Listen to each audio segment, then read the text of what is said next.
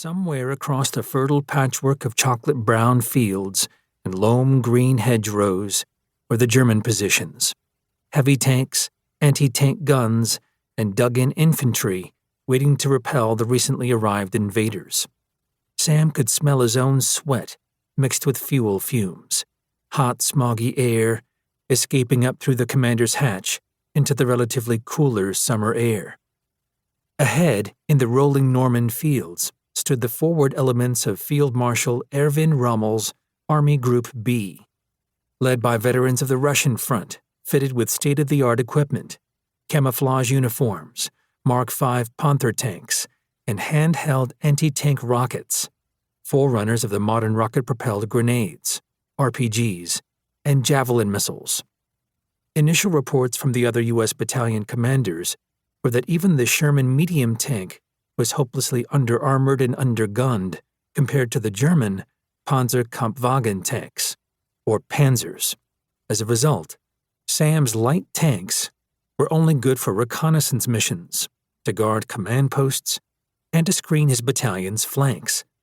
This dismal fact effectively cut his offensive armor strength by a third before a shot was even fired. As his 3rd Battalion cautiously treaded forward, he spotted the burnt-out, collapsed hulk of a U.S. light tank, destroyed during the previous day's assault by the 32nd Armored Regiment, a sister unit to his own 33rd Armored Regiment within the 3rd Armored Division.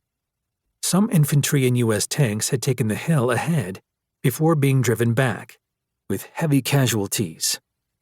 The dark, ashy patch was mute testimony to a white-hot inferno of fuel and tank ammunition. Try as he might, Sam couldn't spot the guns that had destroyed the American tanks the day before. Every clump of twisted, bombed-out shrubbery, every earthen wall, every gnarled tree root could be hiding a well-camouflaged anti-tank cannon. One position, a darker shade of brown than its surroundings, an angled shape in the shadows, suggested a half-hidden man-made silhouette, perhaps a Pak-43 anti-tank gun, a low-to-the-ground, long-tubed, high-velocity cannon with killer optics. Inside Hogan's M4 Sherman command tank, 4 other soldiers shared the cramped interior with their commander.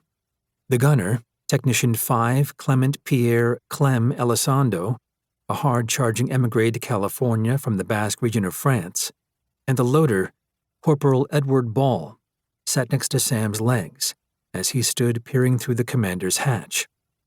Below and in front of them in the tank's hull was Corporal Addison Darbison. Amid this deadly landscape, Addison worried that his younger brother, William, might soon follow his example and enlist in the tank corps instead of a safer rear-echelon specialty. He scanned the field through a tiny periscope in the stuffy confines of his hull position and spotted the same burnt-out tank husk Sam had seen a moment ago. He prayed his brother would remain safely back from the front lines in a support outfit. On Darbison's right, separated by the loud metallic gearbox, was the assistant driver and bow gunner, Private Robert Bagani. The men sat at their stations, focused and still, but for the beads of sweat running profusely over brow and cheek. Some muttered soft prayers. Some ran through the mental checklist of what they'd need to do if their tank was hit. The armored fist of Sam's command deployed around him in a giant arc almost 2 kilometers across. He couldn't see them all. They sat in the middle of Normandy's bocage hedgerow country. Solid walls of packed earth and dense trees enclosed each farmer's field. This was broken terrain and couldn't have been more perfectly designed as a scourge for advancing tanks. To his left and right, 2 companies of Sherman medium tanks, G and H, each composed of 15 tanks with 5 crewmen per tank, were in attack formation with the River Veer protecting their left flank. Infantrymen, foot soldiers, rode on the backs of the rearmost tanks, ready to jump off and attack any German tank hunter teams. Missing was the C Company of light M3 Stuart tanks. They were a few kilometers back, guarding a flank. Behind Sam in the assembly area, the spot from which they had first prepared for the attack, well out of enemy artillery.